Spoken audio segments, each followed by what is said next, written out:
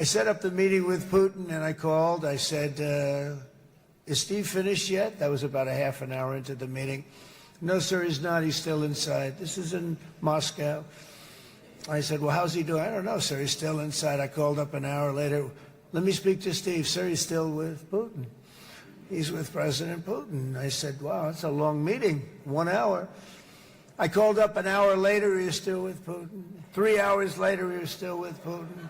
4 hours later, he started to get the word that he was going to be coming out soon. And in 5 hours, he came out. I said, what the hell were you talking about for 5 hours? And he says, just a lot of interesting things. We're talking about a lot of interesting things, including what he went in there for, but you can't talk about it for 5. You can talk about it for a certain period of time, and you know what you're getting. But that's a talent. That's a talent where you can do that. Most people I'd send in, number one, they wouldn't be accepted. Number two, if they were the meeting would last 5 minutes. And that's what happens with Steve. Everybody loves him. They love him on this side. They love him on the other side. And he really is. He's a great negotiator because he's a great guy. So thank you very much, Steve. Very much.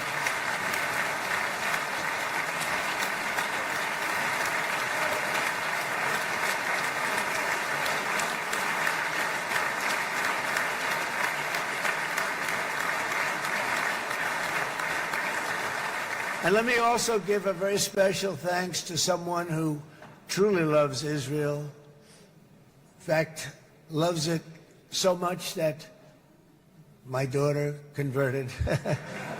My daughter converted. I didn't know this was going to happen. And Ivanka's here.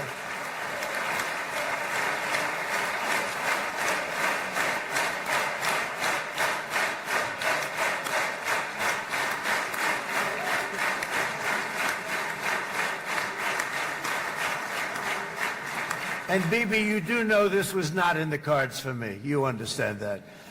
And she is so happy, and they are so happy. At least I think they're happy.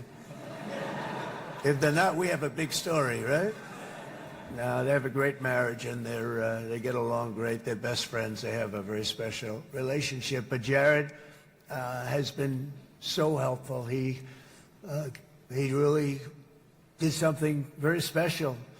He established the Abraham Accords with a group of very wonderful people. I like calling it the Avraham Accords because people that,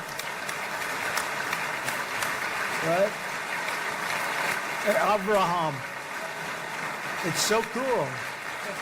It's so much sort of nicer, you know, the Abraham versus the Avraham.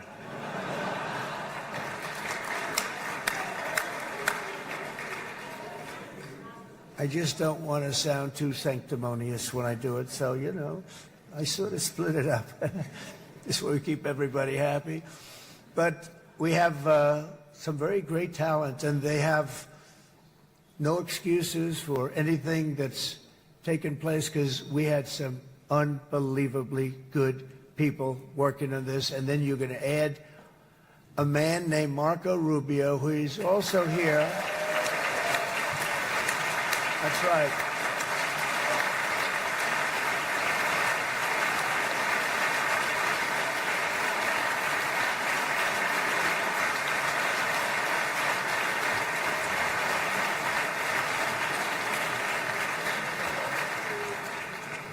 And I have a prediction that Marco will go down, I mean this, as the greatest Secretary of State in the history of the United States. I believe that. I believe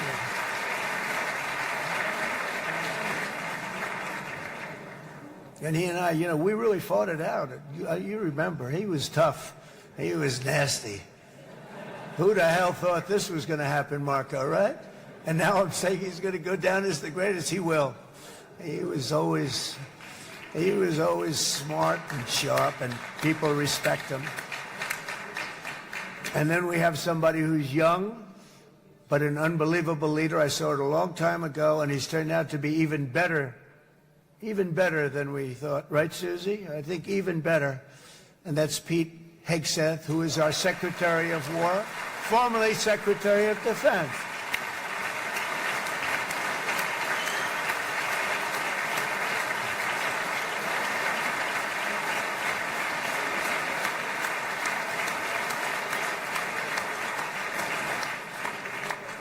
And as you know, we decisively won World War I.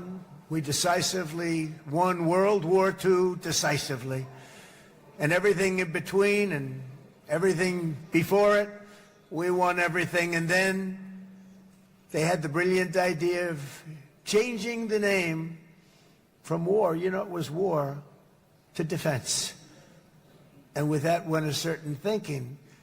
And we fought in a very politically correct way after that. We always had the strongest military, and now we have a stronger military than we've ever had before. Because of my first term, I've totally rebuilt the military, every aspect of it. But we have, if you think, we settled 8 wars in 8 months. I'm now including this one, by the way, if that's okay. They may say, well, that was quick. Because yesterday I was saying 7, but now I can say 8. The hostages are back. The hostages are back.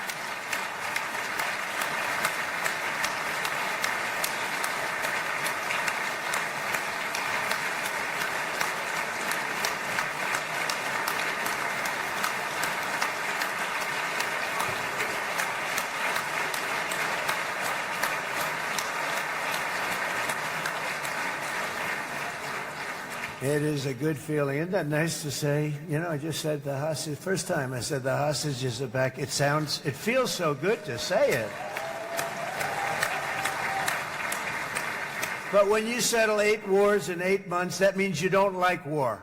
Everyone thought I was going to be brutal. In fact, I remember Hillary Clinton during a debate, she said, look at him, he's going to go into war with everybody. And actually, she said, he's got a personality that's all about war. No, and my personality actually is all about stopping wars, and it seems to work. It seems to work. But it also means this name change and our attitude that we're not going to go into a war, but if we do, we're going to win that war like nobody has ever won a war before. We will not be politically correct, but we're not going to be there. And I think, you know, as you mentioned, Bibi, before, peace through strength. And that's what it's all about. The United States has the greatest and most powerful military in the, right now, history of the world. I can tell you we have weapons that nobody's ever dreamt of. I only hope we never have to use them. I rebuilt the military. I was proud to do it, but some of the things I hated to do. I hated certain of the weapons because the level of power is so enormous, it's so dangerous, so bad. But we have to do what we have to do. We make the best weapons in the world, and we've got a lot of them.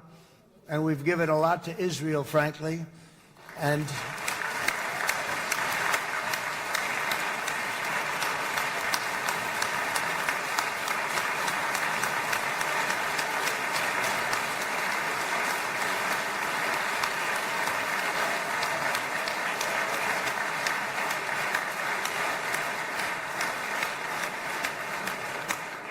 I mean, Bibi would call me so many times, can you get me this weapon, that weapon, that weapon? Some of them I never heard of, Bibi, and I made them. But we'd get them here, wouldn't we? And they are the best. They are the best. But you used them well. It also takes people that know how to use them. And you obviously used them very well. But so many that Israel became strong and powerful, which ultimately led to peace. That's Vom publica discursul lui Donald Trump din Knesset în mai multe segmente pe măsură ce echipa noastră finalizează traducerile. Abonează-te la Jurnal Info și rămâi conectat pentru actualizări continue.